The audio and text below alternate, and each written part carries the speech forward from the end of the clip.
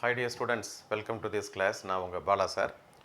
Second சாப்டரில் இன்றைக்கி நாம் முக்கியமான சில பாயிண்ட்ஸ் பார்க்க போகிறோம். ஸோ இந்த பாயிண்ட்ஸ் தான் வந்து நமக்கு ஈக்குவேஷன்ஸ் ஆஃப் மோஷன் இயக்க சமன்பாடுகளை டெரைவ் பண்ணுறதுக்கு வந்து யூஸ்ஃபுல்லாக இருக்க போகுது. ஸோ அது என்ன அப்படின்னு பார்த்தீங்கன்னா, திசைவேகம் வெலாசிட்டி அப்படின்னா என்ன, அதனுடைய வகைகள் என்ன, என்னென்ன வெலாசிட்டி இருக்குது, ஸோ அதெல்லாம் ஸ்பெஷல் கேசஸ் மாதிரி பார்க்க போகிறோம். ஸோ வெலாசிட்டின்னு எடுத்துக்கிட்டிங்கன்னா அதில் வந்து அதை டிஃபைன் பண்ண போகிறோம். வாட் இஸ் வெலாசிட்டின்னு நம்ம சொல்ல போகிறோம். அதிலே வந்து பார்த்திங்கன்னா ஆவரேஜ் வெலாசிட்டி இருக்குது, சராசரி திசைவேகம் அப்படின்னு நம்ம சொல்கிறோம். தென் இன்ஸ்டன்டேனியஸ் வெலாசிட்டி, உடனடி திசைவேகம், அதுதான் திசைவேகம். ஆக்சுவலாக திசைவேகம் அப்படின்னு நம்ம சொல்கிறது வந்து எது அப்படின்னா இன்ஸ்டன்டேனியஸ் வெலாசிட்டி, உடனடி திசைவேகம், அதுதான் வந்து திசைவேகம் அப்படின்னே நம்ம சொல்லலாம். சராசரி திசைவேகம்ங்கிறது வேறு, அது வந்து average velocity, it will take long time அப்படிங்கிற நம்ம பார்க்க போகிறோம். அதுக்கப்புறம் வந்து ரிலேட்டிவ் வெலாசிட்டி, இன்னொன்று சார்பு திசைவேகம். இந்த மூணையும் நம்ம வெலாசிட்டி ஹெட்டிங்கில் பார்ப்போம். இதில் இன்னும் ஸ்பெஷலாக வந்து இந்த திசைவேகத்தில் வந்து அதோடைய தொடர்புடைய இன்னொரு ஃபிசிக்கல் குவான்டிட்டி மொமெண்டம், உந்தம்னா என்ன, அதை பற்றி நம்ம பார்க்க போகிறோம். Then we will discuss about acceleration. Acceleration எப்படி கண்டுபிடிக்கிறது, முடுக்கம்னா என்ன, அந்த முடுக்கத்திலே வந்து பார்த்திங்கன்னா நேர் முடுக்கம் எதிர் முடுக்கம் அப்படி ரெண்டு வகை இருக்குது. இந்த இதில் எல்லாம் பார்த்தீங்கன்னா எதை யூஸ் பண்ண போகிறோம்னா நம்ம ஏற்கனவே படித்த கால்குலஸ் தான் வந்து யூஸ் பண்ண போகிறோம். Differential calculus as well as integral calculus. Okay, இதுக்கு முன்னாடி உள்ள நம்ம செஷனில் நம்ம என்ன பார்த்தோம் அப்படின்னா இன்டெக்ரல் கால்குலஸ் பார்த்தோம் இல்லையா. அந்த இன்டெக்ரல் கால்குலஸில் நீங்கள் என்ன புரிஞ்சுக்கிட்டீங்க, படிச்சிருப்பீங்கன்னு நினைக்கிறேன், வீடியோ பார்த்துருப்பீங்கன்னு நினைக்கிறேன். இன்டெக்ரல் கால்குலஸுடைய முக்கியத்துவமே என்ன அப்படின்னா, நீங்கள் வந்து ஒரு ஃபங்க்ஷன் வந்து அந்த கர்வ் வந்து நான் லீனியராக, அதாவது வளைகோடாக இருக்கும்போது அதற்கு கீழே இருக்கக்கூடிய பரப்பை கண்டுபிடிப்பதற்கு சாதாரண முறையில் நீங்கள் வந்து அந்த பட்டைகளை தனித்தனியாக பிரித்து அதனுடைய கூடுதல் ஏரியா கண்டுபிடிச்சு அதனுடைய கூடுதல் கண்டுபிடிக்கிறதுல அக்யூரசி கிடைக்காது. அப்படிங்கிறதுக்காக தான் we go for integration, integral கால்குலஸுக்கு போகிறோம். அதை நான் சொல்லிட்டேன். இப்போ சாதாரண முறையில் நீங்கள் வந்து ஒரு கொடுக்கப்பட்ட வளைகோட்டுக்கு கீழே இருக்கக்கூடிய ஏரியா வந்து பல பேண்டாக வந்து பிரித்து ஒவ்வொரு பேண்டுக்கு நீங்கள் ஏரியா கண்டுபிடிங்க, ஏரியா கண்டுபிடிச்சி கூட்டினீங்கன்னா உங்களுக்கு மொத்த ஏரியா கிடைக்கும்னு சொல்கிறோம். இது வந்து அக்யூரசி இல்லைன்னு நம்ம சொல்லியிருக்கிறோம். அதனால தான் வந்து we divide the bands into n number of bands, நிறைய பேண்டாக பிரித்து அந்த பேண்டோடைய எண்ணிக்கையை அதிகரிக்கும் பொழுது அந்த இடைவெளி டெல்டா எக்ஸ் வந்து குறையுதுன்னு நம்ம சொல்கிறோம்.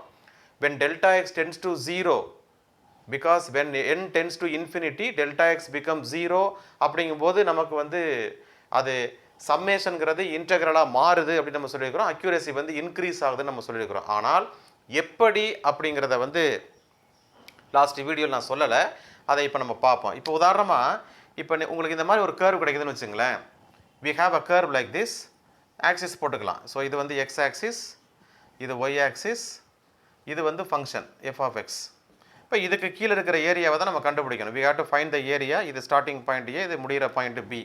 ஸோ நம்ம சம்மேஷனில் என்ன சொல்கிறோம், நீங்கள் வந்து இதை பேண்டாக பிரிங்க, 1 2 3 4 இப்படி பேண்டாக பிரிச்சுருங்க.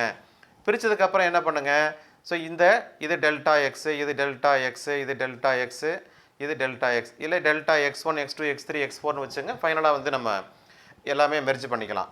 இப்போ இந்த கரஸ்பாண்டிங் இது வந்து எஃப் ஆஃப் ஏன்னு சொல்கிறோமா. ஓகே, இதுக்கு என்ன சொல்கிறோம், இதுக்கு எஃப் ஆஃப் x1னு சொல்லுவோமா. ஸோ இதுக்கு என்ன சொல்கிறோம், எஃப் ஆஃப் x2னு சொல்லுவோமா. ஓகே, இதுக்கு என்ன சொல்கிறோம், எஃப் ஆஃப் x3 சொல்கிறோம். இதெல்லாம் ஏற்கனவே எக்ஸ்பிளைன் பண்ணிட்டேன், நான் இதுக்கு வரல. நான் வர வேண்டியது என்ன அப்படின்னா, இப்போ இது ரெண்டையும் நம்ம ஜாயின் பண்ணுறோம். அதே மாதிரி இந்த பேண்டையும் ஜாயின் பண்ணுறோம். அதே மாதிரி இந்த பேண்டையும் ஜாயின் பண்ணுறோம். ஸோ ஒரு விஷயம் நீங்கள் கவனிச்சிங்கன்னா புரியும், இதில் ஏன் அக்யூரசி இல்லைன்னு நான் சொல்கிறேன் பாருங்களேன்.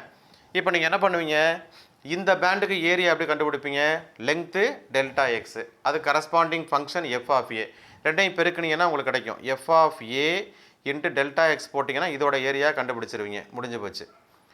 சார் இதில் என்ன பிரச்சனை இருக்குது, இதில் தப்பு என்ன இருக்குன்னு நீங்கள் கேட்கலாம். இந்த இடத்துல ஒரு ட்ரையாங்கிள் சின்னதாக ஒரு பிளாங்க் கிடைக்கிது பாருங்கள், நான் ரெட்டில் மார்க் பண்ணி காமிக்கிறேன். ஸோ இந்த இடத்துல உள்ள பிளாங்கை யார் கண்டுபிடிக்கிறது, இதை யார் கண்டுபிடிக்கிறது. இப்போ நம்ம இந்த மாதிரியெல்லாம் நம்ம ஏரியா கண்டுபிடிச்சோம்னா இந்த ரெட்டில் மார்க் பண்ணுறது பூரா விட்டு போயிடும். நான் சொல்கிறது புரியுதா உங்களுக்கு, யூ ஃபாலோ திஸ், நான் சொல்கிறது புரியுதா உங்களுக்கு. இப்போ இது வந்து எஃப் ஆஃப் எக்ஸ் ஒன்னோ எக்ஸ் டூ அதை வச்சுக்கோங்க. இது வந்து டெல்டா எக்ஸ். ரெண்டையும் பெருக்குனீங்கன்னா உங்களுக்கு எந்த ஏரியா கிடைக்கும் சார்? இந்த ஏரியா தான் கிடைக்கும். நான் சொல்கிறது புரியுதா? இந்த ஏரியா தான் கிடைக்கும். அப்போ யார் இந்த ஏரியாவை கண்டுபிடிக்கிறது? அப்போ சம்மேஷனில் பிரச்சனை இருக்குதானே?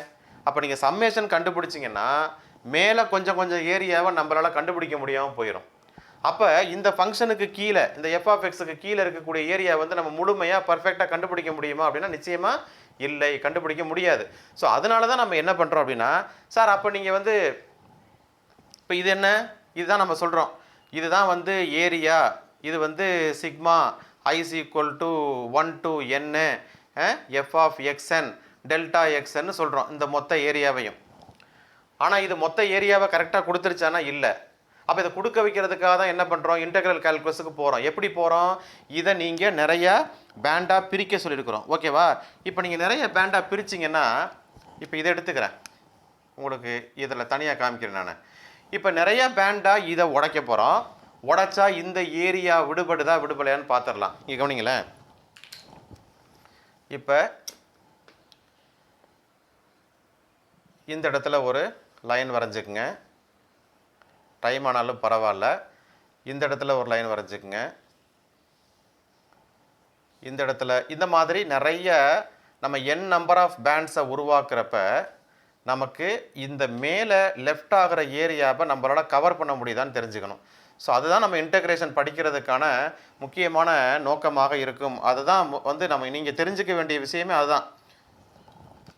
இப்போ பாருங்கள், இப்போ இது ரெண்டையும் ஜாயின் பண்ணுங்கள், இது ரெண்டையும் ஜாயின் பண்ணுங்கள், இது ரெண்டையும் ஜாயின் பண்ணுங்கள், இது ரெண்டையும் ஜாயின் பண்ணுங்கள். அப்போ இவ்வளோ பெரிய ஏரியா லெஃப்ட் ஆகிறத வந்து பார்த்தீங்கன்னா கொஞ்சம் கொஞ்சம் ஏரியா தான் லெஃப்ட் ஆகிருக்கு. சரியா? நான் சொல்கிறது புரியுதா? பாருங்கள், ஒரு டாட் வச்சா கூட நிரம்பிடும். ஸோ இதுதான் இப்போ லெஃப்ட் ஆகுது. சரி, இதையும் நம்மளால் வந்து கண்டுபிடிச்சிட முடியுமா இந்த ஏரியாவே அப்படின்னா எஸ் முடியும். அப்போ இதை என்ன பண்ணுங்க, இன்னும் ஒரு நடுவில் இன்னொரு கோடு போடுங்க. இன்னொரு கோடு போட்டிங்கன்னா இன்னமும் இது என்ன ஆயிரும், குறைஞ்சிரும். அப்போ கம்ப்ளீட்டாக என்ன ஆகும், ஒரு கண்டினியூட்டி உங்களுக்கு கிடைச்சிருமா? அப்போ எல்லா ஏரியாவையும் உங்களால் கண்டுபிடிச்சிட முடியுமா? அதுதான் சார் இன்டெகிரேஷன். அதுதான் இன்டெகிரேஷன். இந்த மாதிரியான பட்டைகளுடைய எண்ணிக்கை குறைவாக இருக்கும்போது மேலே இருக்கக்கூடிய கொஞ்சம் ஏரியாவை நம்மளால் கண்டுபிடிக்க முடியலை. ஆனால் உங்களால் எவ்வளவு முடியுமோ, எவ்வளவு பட்டைகளை உங்களால் வரைய முடியுமோ, பிரிக்க முடியுமோ, அந்த மாதிரி நீங்கள் பிரிச்சிட்டிங்கன்னா உங்களுக்கு வந்து இந்த ஏரியா இது என்னது, integral a to b f of x dxன்னு சொல்கிறோம் இல்லையா, இந்த area is a complete area. இது கம்ப்ளீட் ஏரியா. இது வந்து உங்களால் எந்த ஏரியாவையும் நீங்கள் விட முடியாது, எந்த இடத்தையும் நீங்கள் விட முடியாது. உங்களுக்கு மொத்த ஏரியாவுடைய மதிப்பு விடுபடாமல் கிடைக்கும். இதுதான் சம்மேஷனுக்கும் இன்டகிரேஷனுக்கும் உள்ள வித்தியாசம். இதைத்தான் நான் சொல்ல நினச்சேன். So what is the significance of the integral calculus அப்படின்னா, ஒரு ஏரியா அண்டர் த கர்வ் நீங்கள் பர்ஃபெக்டாக எந்த இடத்துலையும் விடுதல் இல்லாமல் கண்டுபிடிக்க முடியும் அப்படின்னா அது இன்டெக்ரல் கால்குலஸால் தான் முடியும், வித்தின் திஸ் லிமிட்டு. அப்போ இந்த மாதிரி சம்மேஷன் கண்டுபிடிக்கிறதுல இருக்கக்கூடிய பிரச்சனைகளை வந்து இன்டெக்ரல் கால்குலஸ் வந்து தீர்த்து வைக்கிறது அப்படிங்கிறத நீங்கள் இப்போ புரிஞ்சிருப்பீங்க அப்படின்னு நினைக்கிறேன். எனக்கு கொஞ்சம் இந்த பாயிண்ட்டை நான் வந்து நேற்று இன்சிஸ்ட் பண்ணாமல் விட்டுட்டேன். டைரெக்டாக வந்து இதிலேருந்து அதுக்கு போனால் அக்யூரேசி கிடைக்குதுன்னு மட்டும் சொல்லிட்டேன். எப்படி கிடைக்குதுன்னு நான் சொல்ல விட்டதுனால எனக்கு கொஞ்சம் ஒரு மாதிரியாகவே இருந்துகிட்டு இருந்துச்சு. Now I am happy, I am satisfied. இப்போ இந்த ஏரியாவை சம்மேஷனில் விட்டுட்டோம், ஆனால் அதில் நம்ம கவர் பண்ணிடுறோம் அப்படிங்கிறத நம்ம ப்ரூவ் பண்ணிட்டோம். So I am happy. நீங்கள் வந்து 100% புரிஞ்சுக்குவீங்கன்னு நம்புகிறேன். Okay, next we go to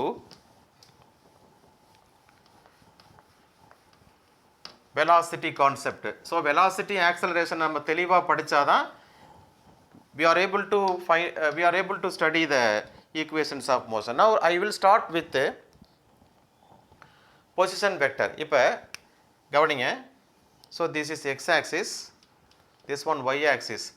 I take a point P. இந்த இடத்துல ஒரு பார்ட்டிகிள் இருக்குது.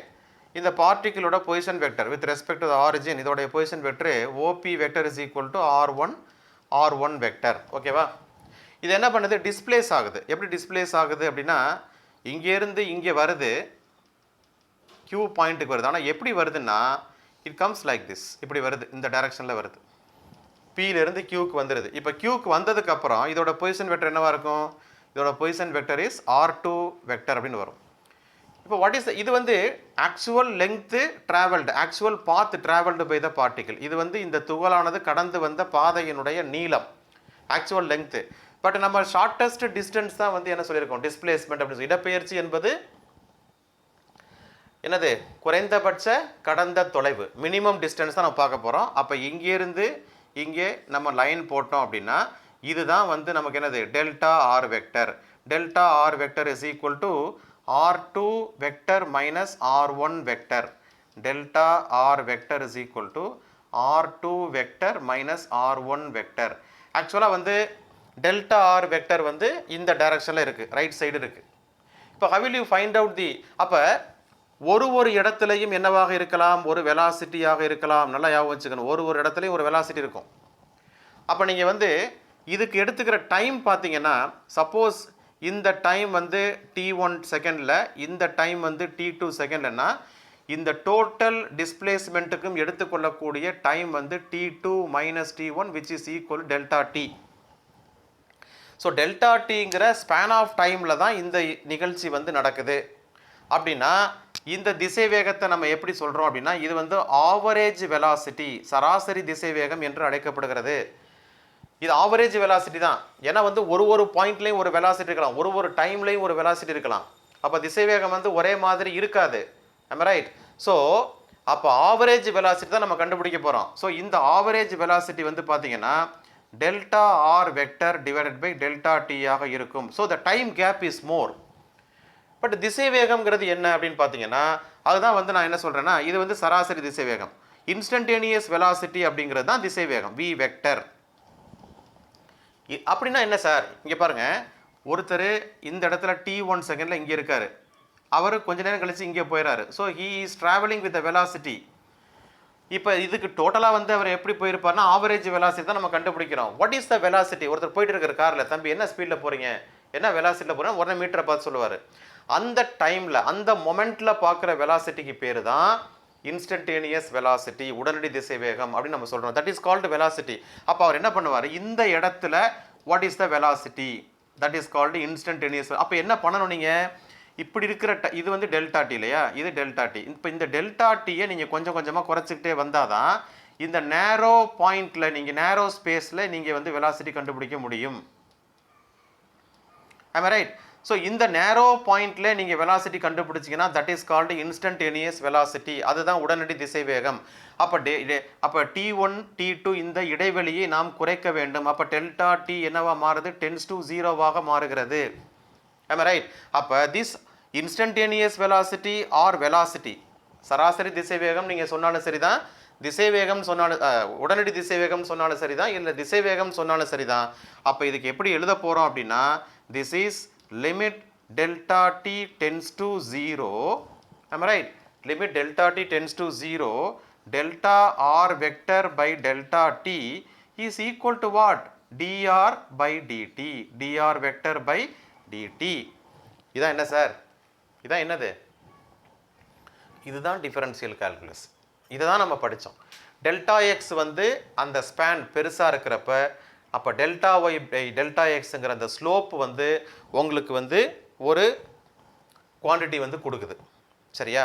அதை வந்து டெல்டா எக்ஸை வந்து நம்ம நேரோ பண்ணிக்கிட்டே வந்தோம்னா at the point what is the value, what is the slope அப்படின்னு சொல்கிறது தான் அந்த அக்யூரசி. அதுதான் வந்து dy பை dxஆக மாறுதுன்னு டிஃபரன்ஷியல் கால்குலஸ் நான் சொல்லி கொடுத்தேன். அதுதான் நீங்கள் சொல்கிறேன். டெல்டா ஆர் பை டெல்டா டிங்கிற அந்த சராசரி திசை வேகம் நமக்கு எப்படி மாறுது பாருங்கள், உடனடி திசை வேகம், திசை வேகமாக மாறுது.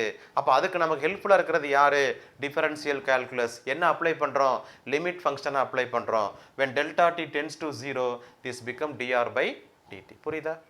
இப்போ நீங்கள் சொல்லலாம் velocity is defined as the change in position with respect to the time.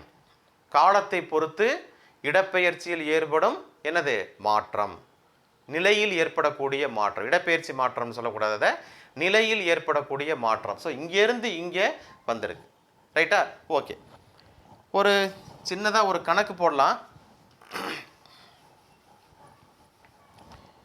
உதாரணத்துக்கு ஒரு பார்ட்டிகிள் இருக்குது. ஸோ இது புக்கில் உங்களுக்கு கொடுத்துருக்கிற ப்ராப்ளம் தான். இது எக்ஸ் ஆக்சிஸ், இது ஒய் ஆக்சிஸ். இதில் வந்து பார்ட்டிகிள் ஓவில் ஸ்டார்ட் பண்ணி இப்போ பியில் போய் முடியுது. ஓகே, இது பாயிண்ட்டு பி. ஸோ இதுக்கு அது எடுத்துக்கிற டைம் வந்து பார்த்தீங்கன்னா 5 செகண்ட். இன்னொன்று சொல்லிடுறேன்.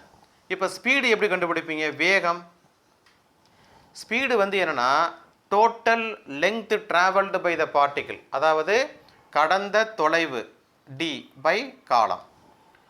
புரியுதா? ஸோ இது ஸ்கேலார் குவான்டிட்டி, இது வந்து வெக்டர் குவான்டிட்டி. இப்போ திசை வேகத்தினுடைய திசை, த வெலாசிட்டி டைரக்ஷன் எப்படி இருக்கும் அப்படின்னா, it has the direction of the d r vector. D r வெக்டருடைய திசை என்னவாக இருக்கிறதோ அதுதான் வந்து வெலாசிட்டியோட டைரக்ஷனாக வந்து இருக்குங்கிறத நீங்கள் தெரிஞ்சுக்கணும்.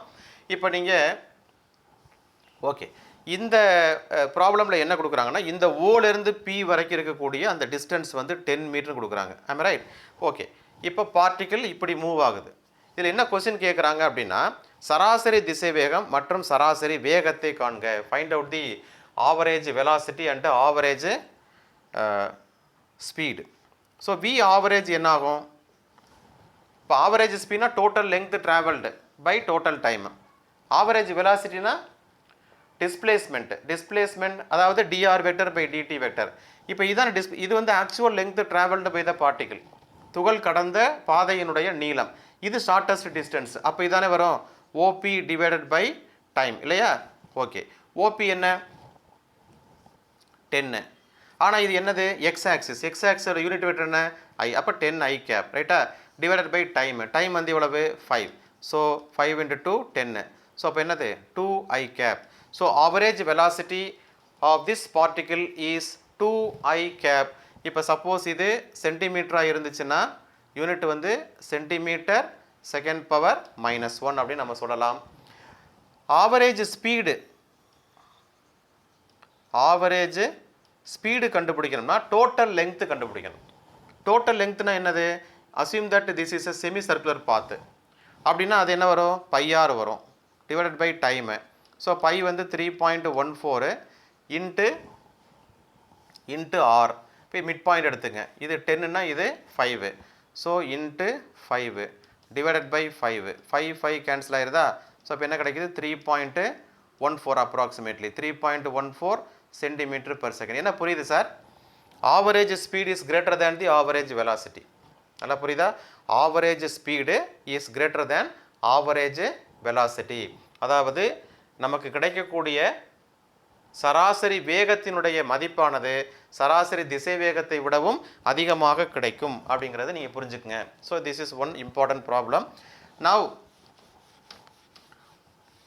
வெலாசிட்டியோட வெக்டர் இருக்கு இல்லையா, அது என்ன கிடைக்குதுன்னு பார்க்க போகிறோம். அதோட காம்பனன்ட்ஸ் எப்படி இருக்குன்னு பார்க்க போகிறோம். we know that the position vector r vector எப்படி எழுதுவோம்? xi cap plus yj cap plus zk இப்படி எழுதுவோமா? ஓகே, இப்போ பாருங்க, dr vector by dt கண்டுபிடிங்க. dr vector by dt கண்டுபிடிச்சிங்கன்னா d by dt of xi plus yj plus zk. ஓகேவா? Okay, அப்போ என்ன வரும்? dx by dt ஒன்னொன்னையும் நீங்கள் differentiate with respect to the time. I cap plus dy by dt j cap plus dz by dt k cap. Am I right? So this can be written as vxi plus vyj plus vzk. அப்படினு எழுதலாம். This is what your velocity vector. So this velocity vector is vxi plus vyj plus vzk. It is nothing but if this vx is component of the velocity. What component? x component. x அச்சின் திசையில் அதனுடைய கூறாக நம்ம எடுத்துக்கொள்ளலாம். அப்போ vxங்கிறது dx by dt. What is vy? vy is dy by dt. Right? What is vz? vz is dz by dt. Am I right? புரியுதா உங்களுக்கு? புரிஞ்சுக்கிட்டீங்களா? Very good. So what is the magnitude of this velocity? திசை வேகத்தினுடைய எண் மதிப்பு என்ன வரும்? Root of vx square plus vy square plus vz square. எதுக்காக சார் இதெல்லாம் படிக்கணும்னா, கண்டிப்பாக நீட்டில் இந்த மாதிரி ப்ராப்ளம் கேட்பாங்க. ஸோ அவங்க என்ன சொல்லுவாங்கன்னா, டிஸ்பிளேஸ்மெண்ட்டை வந்து பொசிஷன் வெக்டர் கொடுத்துருவான். ஸோ பொசிஷன் வெக்டர் வந்து ஃபார் எக்ஸாம்பிள் இப்படி கொடுத்துடலாம். R vector is equal to t cube i plus 3t square j plus t கேன்னு கொடுத்துருவான். இப்படி கொடுத்துட்டு find the velocity at t is equal to some 2 second கொடுத்துருவோம். அப்படி என்ன பண்ணணும், v is equal to dr by dt நம்ம கண்டுபிடிக்கணும். dr by dt கண்டுபிடிச்சிங்கன்னா டிஃபரன்ஷியேட் பண்ணுவோம். ஒன்னொன்னே டிஃபரன்ஷியேட் பண்ணால் இது என்ன வரும், 3t square i cap, t கியூபுக்கு டிஃபரன்ஷியேட் 3t ஸ்கொயர். அடுத்து இது என்ன வரும், ப்ளஸ் இது 3tன்னு சொன்னா ஓகே 3t ஸ்கொயர் சொன்னேன். அப்போ 2 3s are 6, 6tj ப்ளஸ் இங்கே t சொன்னேன், t 1 ஆயிரும் k, t சொன்னேன் t குடிக்கக்கூடாது ஓகே. அப்போ 3t square plus 6t plus k. இப்போ என்ன பண்ணுங்க, இப்போ velocity at t is equal to 2 second. அப்போ என்ன வரும், 3 into 4 எவ்வளவு 12i வருமா, 12i plus 6 into 2 12, 12j plus என்னது அங்கே t கிடையாது, ஸோ k மட்டும்தான். இப்போ what is the magnitude, root of 12 square plus 12 square plus 1 square, அவ்வளோதான். இதை சிம்பிளிஃபை பண்ணிங்கன்னா உங்களுக்கு ஆன்சர் கிடச்சிரும். ஸோ அதுக்காக தான் நம்ம வந்து இந்த காம்பனண்ட்லாம் என்ன எப்படி இருக்குங்கிறத நம்ம தெரிஞ்சுக்க போகிறோம். Okay, then we go to, புரியுதா இப்போ வெலாசிட்டி என்னென்னு புரியுதா, எப்படி கண்டுபிடிக்கிறது, எக்ஸ் காம்பனண்ட் எப்படி கண்டுபிடிக்கிறது, ஒய் காம்பனண்ட் எப்படி கண்டுபிடிக்கிறது, ஜெட் காம்பனண்ட் எப்படி கண்டுபிடிக்கிறதுங்கிறத நம்ம கிளியராக பார்த்துருக்கோம். புரியும்னு நினைக்கிறேன். ஓகே, அடுத்தது போலாமா. Okay, momentum. Sir what is momentum, உந்தம்னா என்ன, ரொம்ப முக்கியமான விஷயங்க. நான் ஒரு விஷயம் சொல்கிறேன். இப்போ ஒரு கண்ணாடி இருக்குது பாருங்கள், ஒரு சின்ன கண்ணாடி. இப்போ இந்த கண்ணாடியை வந்து உடைக்கணும். ஸோ உடைக்கிறது தான் இம்பேக்ட். இப்போ அது மேலே ஒரு சின்னதாக ஒரு சாக் பீஸ் எடுத்து அது மேலே அப்படி ட்ராப் பண்ணுறேன், உடையுமா, உடையாது. அதையே வந்து அந்த சாக் பீஸை ஒரு கன் எடுத்து அதை லோட் பண்ணி ஃபயர் பண்ணால் உடையுமா, கண்டிப்பாக உடையும். ஸோ இது ஒரு கேஸ். சாக் பீஸோடைய மாஸ் கம்மி, அது குறைந்த திசை வேகத்தில் போய் விழும்போது அந்த இம்பேக்ட், உடைக்கிற இம்பேக்ட் அதுக்கு கிடைக்கல. ஆனால் அதையே வந்து அந்த குறைந்த நிறையுடைய சாக் பீஸை வந்து கன்னில் லோட் பண்ணி அடிக்கிறப்ப, ட்ரிகர் பண்ணுறப்ப கிடைக்கக்கூடிய எனர்ஜியில் அது அதிகமான ஸ்பீடில் போய் அந்த கண்ணாடியில் மோதும் போது உடையுது. இது ஒரு கேஸ். அதே கண்ணாடியை உடைக்கிறதுக்கு நான் இவ்வளோ பெரிய கல் எடுத்துக்கிறேன். அந்த கல் எடுத்து கண்ணாடிக்கு மேலே அப்படியே ஜஸ்ட்டு நான் ஒன்றும் வீசலாம் இல்லை, ஜஸ்ட்டு ட்ராப் பண்ணுறேன். அது போய் நேராக கண்ணாடி மேலே விழும், கண்டிப்பாக என்ன ஆயிரும், கண்ணாடி உடஞ்சி போயிடும். இப்போ என்ன காரணம், இப்போ நிறை அதிகம் ஆனால் ஸ்பீடு கம்மி. பட் எனிகோ வந்து பார்த்தீங்கன்னா இந்த ப்ராடக்ட் வந்து சேமாக இருக்கும். எது, குறைந்த நிறை அதிக திசை வேகம், புரியுதா. மாஸ் கம்மியாக இருக்கும்போது, இப்போ எம்பி 2 தான் நமக்கு முக்கியம். எம் கம்மியாக இருக்கும்போது வெலாசிட்டி கூடணும், எம் அதிகமாக இருக்கும்போது வெலாசிட்டி என்ன ஆகணும், குறையணும். பட் இது ரெண்டோடைய ப்ராடக்ட் இருக்கு இல்லையா, எம் இன்ட்டு வி, இதுதான் நமக்கு தேவையான இம்பேக்ட் மொமெண்ட் அப்படின்னு நம்ம சொல்கிறோம். மொமெண்ட், உந்தம். எனவே உந்தம் இஸ் அ வெக்டர் குவான்டிட்டி, ஏன்னா திசைவேகம் வெக்டர் குவான்டிட்டி. எனவே உந்தம் என்பது அந்த பொருளுடைய நிறையையும் அது இயங்கும் பொழுது அதனுடைய திசைவேகத்தையும் பெருக்கினால் கிடைக்கும் பெருக்கல் பலனை குறிக்கக்கூடிய ஒரு வெக்டர் மதிப்பு. Moment is a vector quantity which is the product of the mass and velocity of the body. இது ஒரு வெக்டர் குவான்டிட்டி அப்படிங்கிறது நீங்கள் தெரிஞ்சுக்கிறீங்க. ஸோ P மேக்னிடியூடில் சொல்ல போனால் P is equal to M into V. For a constant moment, for a constant impact, MV is equal to constant இல்லையா. அப்போ M is proportional to 1 by V or M is inversely proportional to velocity. எனவே நிறையானது திசை வேகத்திற்கு எதிர்த்தகவில் இருக்கும். அதான் இங்கே காமிச்சிருக்கோம், எதிர்மாறு. So when mass is increasing, velocity decreasing. When mass is decreasing, velocity is increasing. That is what we have shown here. Am I right? புரியுதா? Yes. இப்போ momentum is also a vector quantity அப்படின்னா நீங்கள் ப்ராப்ளம்லாம் solve பண்ணும்போது momentum அதோடைய காம்பனண்ட்டை நமக்கு பிரிக்க தெரியணும். எப்படி பிரிப்பீங்க, momentum is a vector quantity அப்படின்னா இது எப்படி பிரிக்கணும், pxi ப்ளஸ் py. ஏன்னா அந்த மொமெண்டம், ஒரு பாம் எக்ஸ்ப்ளோட் ஆகுதுன்னா எல்லா டைரக்ஷன்லையும் அந்த பீசஸ் ஓடும், தெரிச்சு ஓடும். அப்போ ஒரு டைரக்ஷன்லையும் அதுக்கு என்ன இருக்குது, மொமெண்டம் இருக்குது. ஸோ bpzkன்னு சொல்கிறோம். That is equal to mass is a constant, velocity நமக்கு தெரியும் vxi plus vyj plus vzk. What is the px? இப்போ என்னது, px வந்து m இன்ட்டு vx, py என்னது m இன்ட்டு Vy. ஸோ அந்த காம்பனன்ட்ஸை வந்து நம்ம கரஸ்பாண்டிங் காம்பனன்ட் கண்டுபிடிச்சிடலாம். M into Vz. You understand my point? So இப்படி தான் நீங்கள் மொமெண்டம் கண்டுபிடிக்கணும். மொமெண்டமோட யூனிட் என்ன வரும்? Kilogram ms power -1. டைமென்ஷன் வந்து m lt பவர் -1. ஏன்னா இதெல்லாம் தெரிஞ்சுக்கணும். இந்த தடவை வந்து நீட்டில் ஸ்ட்ரெஸ்ஸுக்கான டைமென்ஷனல் ஃபார்முலா கேட்டாங்க. கண்டிப்பாக வந்து இப்போ டைமென்ஷனல் ஃபார்முலா ஏதாவது ஒரு குவான்டிட்டிக்கு அவங்க கேட்க ஆரம்பிச்சிட்டாங்க. அதனால் வந்து எல்லா இயற்பியல் அளவுகளுக்கும் நாம் கண்டிப்பாக வந்து இந்த பரிமாண வாய்ப்பாடு தெரிந்து வைத்துக் கொள்ள வேண்டும். எஸ். ஸோ திசைவேகம் அதை சார்ந்த என்ன கண்டுபிடிச்சிருக்கோம்? இன்ஸ்டன்டேனியஸ் வெலாசிட்டினா என்ன, மொமெண்டம்னா என்ன அப்படிங்கிறத நம்ம சொல்லியிருக்கிறோம். நான் ஒரே ஒரு விஷயம் சொல்கிறேன். இப்போ இப்போ இப்படி இருக்குது பார்த்தீங்களா? இப்போ வெலாசிட்டி வந்து என்னது? வெலாசிட்டி வந்து நம்ம என்ன சொல்கிறோம்? dr/dtன்னு சொல்கிறோம் இல்லையா? dr/dt. இப்போ டிஃபரன்ஷியல் கால்குலஸ் வெலாசிட்டி கண்டுபிடிக்கிறதுக்கு யூஸ் பண்ணுறோன்னு சொல்கிறோம்ல. இப்போ பாருங்களேன், dr இஸ் ஈக்குவல் என்ன வரும்? vdtயா? vdtயா? ஸோ இப்போ இதை யூஸ் பண்ணி என்ன கண்டுபிடிக்கலாம்? இதை இன்டகிரேட் பண்ணிங்கன்னா you can find out the டிஸ்பிளேஸ்மெண்ட்டா. அப்போ இஃப் யூ இன்டகிரேட் என்ன கிடைக்கும்? r கிடைக்கும். That is integral v dt. So from time இப்போ என்ன வந்து we are finding the integration with this limit. என்ன லிமிட்டில் கண்டுபிடிக்க போகிறோம்? from t1 to t2. இங்கே வந்து position x1 to x2 or r1 to r2 இப்படி வச்சுக்கலாம். r1 to r2, here t1 to t2.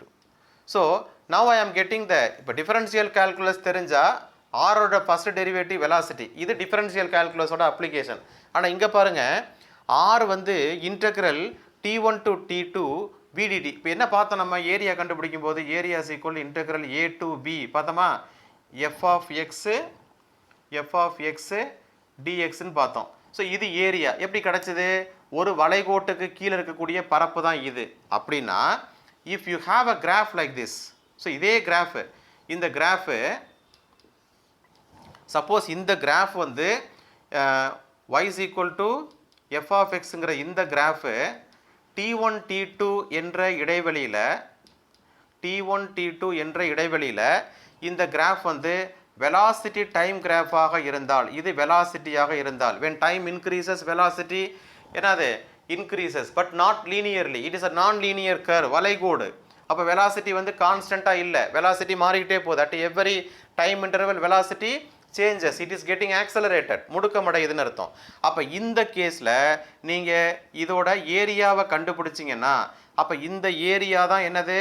this area is equal to integral t1 to t2 என்னவா இருக்கும்? vdt இருக்கும். that is what your displacement. அல்லது x dx/dt போட்டிங்கன்னா xன்னு கிடைக்கும். நான் சொல்கிறது புரியுதா? அப்போ வெலாசிட்டி டைம் கிராஃபில், திசைவேக கால வரைபடத்தில் வளைகோட்டுக்கு கீழ் கண்டுபிடிக்கக்கூடிய பரப்பு எதை பயன்படுத்தி? இன்டெக்ரல் கால்குலஸை பயன்படுத்தி கண்டுபிடிக்கக்கூடிய பரப்பு எதை கொடுக்கும்? இடப்பெயர்ச்சியை கொடுக்கும். ரொம்ப முக்கியமானது. இதே தான் ஆக்சலரேஷனுக்கு, இதே கான்செப்டை நம்ம பாருங்களேன். ஆக்சலரேஷன் எப்படிங்கிறது நம்ம எப்படி கொண்டு போகிறோம்? இதே தான் வெலாசிட்டி எப்படி கண்டுபிடிச்சோமோ, பொசிஷனில் உள்ள டிஃபரன்ஸை வச்சு எப்படி கண்டுபிடிக்கிறோம், அதே மாதிரி வெலாசிட்டியில் வரக்கூடிய சேஞ்சை வச்சு ஆக்சலரேஷன் கண்டுபிடிக்க போகிறோம். ஆக்சலரேஷன் இஸ் வெக்டர் குவான்டிட்டி, முடுக்கம் வந்து வெக்டர் குவான்டிட்டி. இது என்ன வருது? v2 மைனஸ் v1, அதே கான்செப்ட் தான், divided by t2 minus t1. t1 டயத்தில் என்ன வெலாசிட்டி, t2 டயத்தில் என்ன வெலாசிட்டி. அப்போ what is a vector? a vector is equal to delta v vector by delta t vector. a திசை வந்து v இன் திசையில் இருக்கும். அப்போ இது delta t is a time difference is a large gap. இப்போ இந்த கேப்பை குறைச்சோம் அப்படின்னா நம்மளால் என்ன பண்ண முடியும்? at a particular time what is the acceleration நம்ம சொல்ல முடியும். so this acceleration can be written as limit delta t tends to 0, what you will get? delta v vector by delta t that is equal to என்ன கிடைக்கும்பா? dv by dt. புரியுதா? so this is rate of change of velocity with respect to the time, or rate of change of velocity is nothing but acceleration. புரியுதா? திசை வேகத்தில் ஏற்படக்கூடிய மாறுபாட்டு வீதம், திசை வேகத்தில் மாறுபாடு ஏற்படுது, அதுக்கு எவ்வளவு காலத்தில் ஏற்படுது அப்படிங்கிற அந்த ரேஷியோ தான் நமக்கு ஆக்சலரேஷன். முடுக்கம் என்பது திசைவேக மாறுபாட்டு வீதம். Rate of change of velocity is nothing but acceleration. So if I write in, அப்போ இது வந்து டிஃபரன்ஷியல் கால்குலஸோட யூஸ். இப்போ இதோட மேக்னிடியூட் நான் எழுதலாம் அப்படின்னா a is equal to dv by dt. Am I right? So what is your dv? dv is equal to a dt, right? இப்போ integration calculus எப்படி இங்கே யூஸ் ஆக போகுதுன்னு பாருங்க. See my point. So if you integrate this dv from one velocity to another velocity, initial velocity to final velocity, into a dt from the time t1 to t2, am I right? If you integrate this, you will get v, velocity. Suppose if you start from initial velocity 0, you will get velocity v only. So v is equal to integral from t1 to t2 a dt ன்னு கிடைக்குதா? அப்ப if we have a graph like this, இது time axis, இது வந்து velocity axis. So விடி graph இல்லை, இது வந்து ஏடி graph, acceleration time graph.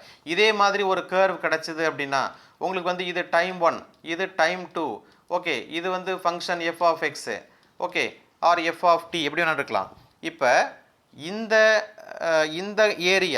Area உங்களுக்கு என்ன கிடைக்கும்? This area will be equal to integral t1 to t2 என்ன கிடைக்கும்? ஏடிடின்னு கிடைக்கும். ஏன்னா இது a, இது dt. அப்போ வாட் இஸ் திஸ்? அப்போ இந்த ஏரியா என்னது? This is nothing but acceleration into, wait a minute, if you find out this acceleration, this is what your velocity. இது acceleration இல்லை, இது what is the value? Velocity. அப்போ acceleration time graphல எப்படி velocity time graphல VT கிராஃபில் area under the curve வந்து நமக்கு displacement கிடைக்குது இல்லையா? நமக்கு தெரியும்ல. இப்போ எக்ஸ் வெலாசிட்டிங்கிறது என்ன? சிம்பிளாக எக்ஸ் பை டீனா what is x? Velocity into time. So அதான் இங்கே வருது. ஓகே, அதே மாதிரி ஆக்சலரேஷன் வந்து அப்போ என்ன வருது? ஆக்சலரேஷனுங்கிறது velocity by time. So velocity is equal to acceleration into time. So this is acceleration, இது டைமு. ஆக்சலரேஷன் டைமை மல்டிப்ளை பண்ணால் அந்த ஏரியா வந்து உனக்கு என்ன கொடுக்கும்? வெலாசிட்டி கொடுக்கும். ஸோ ஏடி கிராஃபில் area under the curve is velocity, v t கிராஃபில் area under the curve is displacement. So differential கால்குலஸை பயன்படுத்துகிறோம், at the same time integral கால்குலஸையும் நம்ம பயன்படுத்துகிறோம். ஓகே, ஸோ இதுதான் ஒரு ஃபிசிக்ஸ் ஸ்டூடெண்ட்டுக்கு கால்குலஸ் எங்கெல்லாம் பயன்படுது அப்படிங்கிறத தெரிஞ்சுக்கக்கூடிய ஒரு சான்ஸ். அதாவது ஒரு டெரிவேட்டிவ் எடுக்கும்போது இன்னொரு குவான்டிட்டி கிடைக்குது. இப்போ பொசிஷனில் டெரிவேட்டிவ் எடுக்கும்போது வெலாசிட்டி கிடைக்குது, வெலாசிட்டியில் டெரிவேட்டிவ் எடுக்கும்போது ஆக்சலரேஷன் கிடைக்குது. அது ஒரு கேஸ், அது differential calculus. At the same time ஒரு நான்லீனியர் கிராஃபை யூஸ் பண்ணி அதோட ஏரியாவை கண்டுபிடிக்கும் போது நமக்கு ஒரு ஃபிசிக்கல் குவான்டிட்டி கிடைக்குது. ஸோ அதுக்கு நம்ம இன்டெக்ரல் கால்குலஸை நம்ம யூஸ் பண்ணி அந்த குவான்டிட்டியை வந்து நம்ம எடுக்கிறோம். புரியுதா நான் சொல்கிறது? So this is what your velocity and acceleration. So still we have one more point regarding the relative velocity. So relative velocity நம்ம அடுத்த செஷன்ல பார்ப்போம். So with that we can end all the basic points we need to derive the equations of motion. So அடுத்த session உங்களுக்கு வந்து equations of motion, இயக்க சமன்பாடுகளை வந்து நம்ம derive பண்ண போறோம். So we will meet soon. So keep watching, keep subscribing. Thank you.